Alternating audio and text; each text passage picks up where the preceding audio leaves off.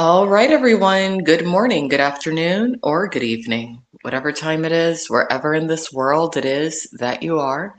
Welcome once more to another live stream of Alexandra Mayers Live, page by page of the modern English version of the Bible.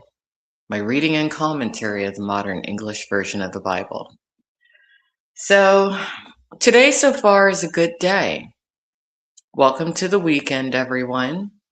I slept amazingly well last night. Went to sleep a little bit earlier than I normally do because yesterday I had a huge, long day.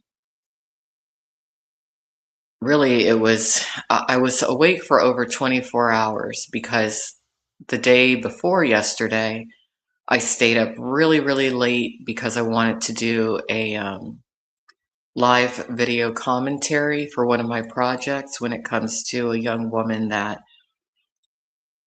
I'm concerned about. Is it my place really to be concerned about her? Do I need to be? I guess I don't have to be, but I am because I've followed this girl's story for a long time.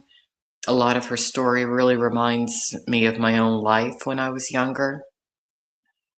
And I kind of think sometimes, even if people don't necessarily agree with my thoughts and opinions and stance when it comes to this particular young woman, they just need to know that there's somebody watching to make sure that she's at least halfway okay. Because I've had people in my life look out for me, and they didn't have to, but sometimes when there's predators out there looking to get at someone that they believe is vulnerable or alone, if that predator knows that there's someone out there who's keeping tabs on the person that they're targeting, the predator backs off. And like I said, I've had people do that for me, and I didn't always appreciate when they did it. So I'm paying it back and paying it forward by doing it for someone else. But I really like this person. I don't agree with everything about this person, but I do like her energy. So I did this commentary on her just so that the public could know a few things and so that she could know a little bit of what's in my head about her situation. So after I did that commentary, I had to travel because I was scheduled to leave where I'd been to arrive where I am right now. So I traveled all day. And while I was traveling, I decided to listen to some music from a band that I'm just now becoming familiar with called The Story So Far. I guess you would consider this music to be pop punk. I'm not really familiar with the punk scene. That was never really something that I was into when I was younger, and it's a little bit out of my generation. It's more so for millennials, and I'm Generation X. I was born in 1979, January. I actually have a birthday coming up. I can't believe I'm going to be 47, man. But to me, 47 still feels young. I don't know why. To me, 47, just the number 47, strangely, feels younger than 46. 46, boring. 47 feels, maybe because it's an odd number. I feel like, woohoo, 47's coming up. All right, let's get some stuff done that year. So I'm looking forward to that. But like I said, I slept really well.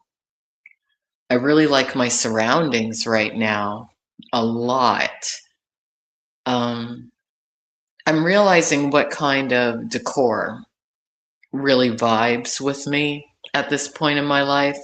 When I was younger, I liked more super modern, super sleek. But now I feel more like rustic. Still modern, but rustic. I really like places with a desert vibe. anytime there's cactus plants, I'm all about it. So I'm really happy with my surroundings at this moment. And I woke up early. Haven't had any coffee yet. I don't know if I want any coffee. I did have some orange juice. Got dressed. After I finish this Bible reading, I'm going to comb my hair and run a couple errands. And then the rest of this weekend, I'll just be working remotely. I guess when I need to take a break from my remote work, I might do a live stream of some sort. But that's where I am at this moment. I hope everyone had a really good Christmas. I had a super productive Christmas. I just kind of distracted myself from thinking about Christmas past because I knew that when Christmas came this year, I would feel a little bit down. So I didn't really focus on the holiday. I just focused on things that I need to focus on going forward. But I still celebrated Christmas, and Christmas was my dad's birthday, so I took some time to think about that. And today, I'm just feeling good. So that's my personal update. But today we're going to go back into the second book of Samuel, chapter 20, which revolves around someone known as Sheba rebelling against David. Is that all that's in this chapter? And then it goes into David's officials. Okay. And before I was doing my Bible reading on one of my iPads, but I forgot that I have this teeny tiny little tablet that I purchased many years ago. And I don't have anything on it, so I have the Bible app on it, so I'm going to start using this tablet for my readings, which I think will be a little bit more convenient. So here we go. Sheba rebels against David. There happened to be a worthless man there whose name was Sheba, the son of Bichri, a Benjamite. He sounded the trumpet and said, "We have no share in David, nor do we have an inheritance in the son of Jesse. Every man to his tent, O Israel." It's interesting how they use the term share. In other words, stock in David or an interest in David. That's an interesting word to use, share, because when I think of share, I think of the stock market.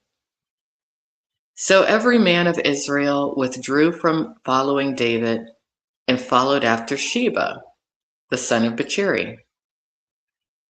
But the men of Judah stayed with their king from the Jordan as far as Jerusalem. When the king came to his house in Jerusalem, he took the 10 women, the concubines whom he had left to keep watch over the house, and he placed them in custody. He provided for them, but did not go into them. They were shut up until the day of their deaths, living as in widowhood. Wow, that's interesting. Because David and many people at the time had concubines. And it's interesting as to how prevalent what we would deem today as essentially sex workers are in the Bible, because even today, in as modern times as we're in, sex workers, adult workers are so stigmatized. Even if you haven't been in that realm for decades, you're still stigmatized. But sex workers, concubines, whatever you want to deem it as, have been integral to the development of society, have played a vital role in the Bible, at various times in history were respected. But it seems that Sheba didn't want to deal with these 10 concubines, and he didn't want to be with them either. So the concubines, I guess, were not of use anymore. I wonder if they were able to have boyfriends or anything, or if they just had to live in isolation. That'll be something I research because I'm curious. But let's continue. Then the king said to Amasa, "Summon for me the men of Judah in 3 days, then present yourself here." So Amasa went to summon Judah, but he delayed beyond the deadline determined for him. So David said to Abishai, "Now Sheba, the son of Bichri, will cause more harm for us than Absalom. So take your Lord's servants and pursue after him. Otherwise, he will find fortified cities and escape from our sight." The men of Job went out after him with the Kerethites, the Pelethites, and all of the warriors. And they went out from Jerusalem to pursue after Sheba, the son of Bichri. Okay, so this guy was probably more influential when it came to turning people from David than David's own son, which is, it says a lot. I was thinking about Absalom before I started this reading today. I wonder if part of the reason that he did what he did as far as going against his father had to do with trying to gain his father's respect to an extent. I bet it was. As a woman, I guess the plight to gain a father's respect as a son is something I will never understand, but I've seen it a lot in my life. And when a son doesn't gain his father's respect, it can really tear on his self-esteem. So to the fathers out there, if you have a son, even if your son doesn't reach your expectations, let your son know, "Hey, I think you're doing a good job," just so that they can have that validation inside. When they were at the large stone, which is in Gibeon, Amasa came to meet them. Now Joab was dressed in his battle armor, and fastened on it was a belt with a sword in its sheath at the waist. As he went forward, it fell out. Joab said to Amasa, "Is it well with you, my brother?" And he took Amasa by the beard with his right hand to kiss him. Amasa was not on guard against the sword in the hand of Joab, and he struck him in the midsection, spilling his entrails on the ground. He died without being struck a second time. Then Joab and Abishai, his brother, pursued after Sheba, the son of Bichri. Now one of the young men of Joab stood by him and said, "Whoever favors Joab and whoever is for David, let him follow Joab." Now Amasa was wallowing in his own blood in the middle of the path. When the man saw that, all of the people stood still. He moved Amasa from the path to the field and threw a covering over him. When he observed that everyone who passed by would stop, once he removed him from the path, all of the men passed by, following Joab in pursuit of Sheba. He passed through all the tribes of Israel toward Abel of Beth Maacah, also passing by all of the Bichrites. Once assembled, they also came after him. They came and besieged him in Abel of Beth Maacah, or Maacah. They constructed a siege ramp against the city, standing it against the rampart. As all of the people who were with Joab were battering the city in order to bring it down, a wise woman called from the city, "Listen, listen! Say to Joab, 'Come closer, so that I may speak with you.' When he came near the woman said, 'Are you Joab?' He said, I am. She said to him, listen to the words of your servant. And he said, I'm listening. She said, in former times they would say, let them inquire carefully and able, and thus they would resolve an issue. I am a trustworthy and faithful one of Israel. You are attempting to destroy a city, even a mother in Israel.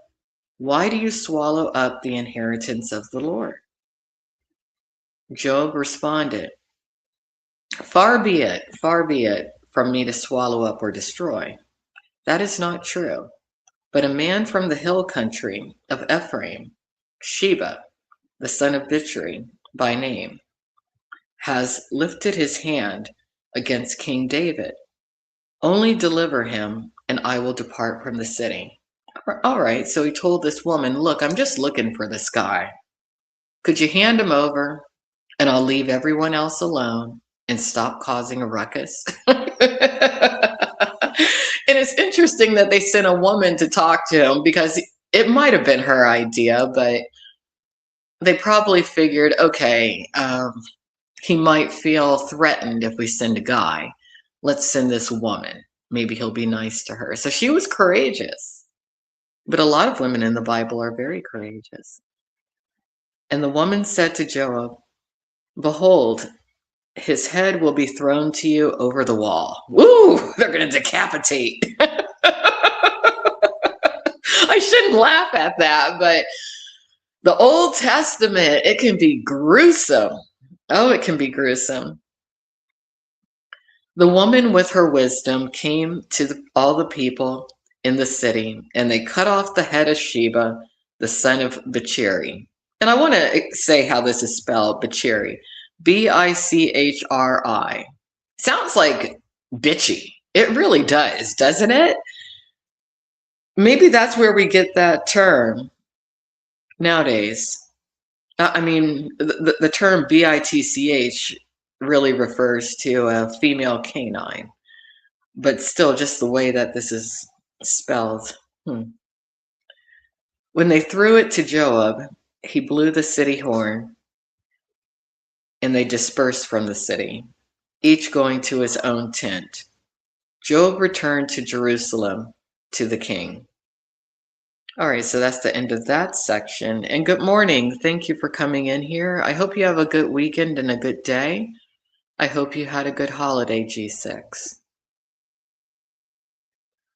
Okay, now we're going into a section called David's Officials. And in this chapter, it's only a little bit that it goes into. Now Joab was over the entire army of Israel. Benaiah, the son of Jehoiada, was over the Kerethites and the Pelethites. Adoniram was over conscripted labor. Jehoshaphat, the son of Ahilud, was secretary. Sheva was scribe. Zadok and Abiathar were priests. And also Ira, the Jairite, was priest to David. Okay, so that's all it's getting into here, but the officials at that time in armies, which is interesting because we still use these same positions today. You had generals, you had someone over the conscripted labor department, you had secretaries, you had scribes, in other words, people to record what was going on, or historians, priests. Interesting. Okay, so I guess tomorrow we'll go into chapter 21, and we'll just keep going through the Bible. I'm really enjoying doing the Bible readings every day. I know sometimes I skip days. It depends on what's going on in my life, but I try to keep up with it. All right, G6 says that they had a good holiday. They just got home this morning. Yeah, I was traveling. I was traveling a bit over the past 24 hours. Man, it's good to travel, though. I recommend anyone who's trying to get fresh energy into their life, or who's going through things to where they want to forget or not think so much about certain things and focus on other things, travel. Because changing your surroundings is a powerful thing. Um, for me, changing my surroundings really has assisted me in getting over a lot of pain, learning to compartmentalize in my mind certain things that are not productive for me to think about. Also, I like meeting different types of people. I'm not super social nowadays. I used to be very social. I was thinking about that recently, but now I'm not. But I think I maintain a decent balance. I'm a little hesitant to be around people too much at this moment because there's a lot going on in the world that I don't necessarily want to subject myself to. But travel is a wonderful thing. For me, travel is kind of my lifestyle. I don't think it's always going to be that way, but what I am going to do while I'm here specifically is really work on my fitness a bit, my flexibility, getting my body feeling a little better. And I already eat pretty well. I naturally do. I don't eat a lot of junk food, so I'm grateful for that. I made it through the holiday G6. I made it through Christmas. For me, I still kind of am in Christmas because within my family, we tend to celebrate Christmas extensively. But I feel better than I thought I would feel. I thought I was going to feel a lot more down and depressed, but I don't. I feel like I'm finding, I guess, what is my new normal to an extent. And I'm very blessed to be able to be in a place that is safe, to where I feel comfortable, and to where my surroundings are pretty uplifting. I listened to some instrumental drum and bass music this morning as I was getting up, and I'm going to put it back on when I get off this live stream. And as I'm working today, between my work, I'm going to set up my music keyboard. I'm really thinking, if possible, I might want to stay where I am for about a year. I kind of like it. In mid-February, I'm going to be traveling out west, but not for very long, just for maybe 1 or 2 months. Then I think I do want to come back here, and if possible, I want to be exactly where I am right here, maybe until late summer. And maybe I can do a deal or something with the people who own this place to where every year I could be here at a certain time of year because I really like where I am. I'm not going to say exactly where I am, but I do like it. And I don't always like where I am, but I do like this place. But I think it's also my state of mind. It's sometimes if you reach a good state of mind and you've been traveling a really long time, no matter where you are, that place will vibe with you. So if you want to keep that state of mind, you do need to be there for a while. But anyway, I'm just going on and on and on.